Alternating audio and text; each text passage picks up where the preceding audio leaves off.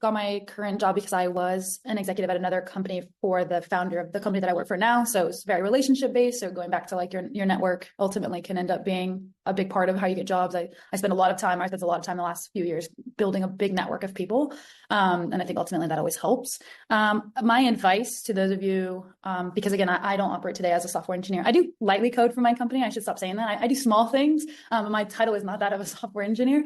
And I mainly do it because I selfishly don't want to lose the skill set that I've invested in learning. But my advice to you is two things. One, there are many roles that aren't just software engineering that your technical skill set will aid you in being able to do. You may really like when you learn SQL, and maybe you want to be a DBA, like a database analyst. Maybe you want to be in tech sales. Maybe you are someone who found you were more extroverted than you thought. And now that you have the understanding of how technology works, you can sell software sales, which are multi-million-dollar deals. You can be a TAM, a technical account manager. That's someone who does need to have an account, like a technical background, because they're the conduit between a technical customer and the business, and they need to understand technical requirements from a customer to be able to translate that to the business.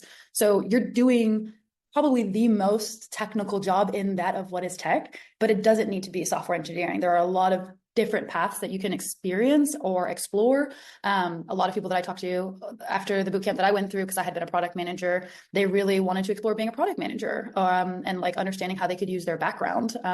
Some people really wanted to be a UX designer. Well, if you're a UX designer who has a technical background and you know how to code, you're probably going to look a little bit better than those who just go to a UX bootcamp. So all that to say, you don't have to be a software engineer. There's lots of things that this skill set opens up for you. The other thing I think that you might want to explore that I've helped people who transition into tech is to use your background.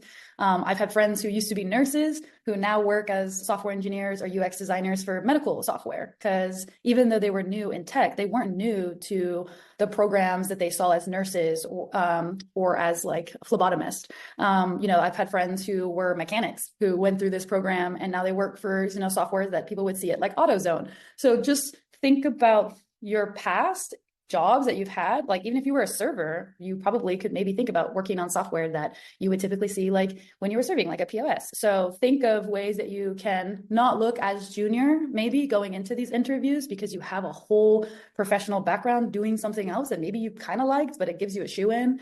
So yeah, you don't have to be a software engineer. You can explore lots of roles, try to explore a field that you have a little bit of familiarity with. I think that will make you also feel a bit more confident going into an interview. If you've never done network security and you want to be a software engineer and you don't even know that industry, it's going to be a little bit more intimidating to do an interview versus you used to be in real estate and now you're working on a real estate software. You probably have a little bit of the vocabulary down.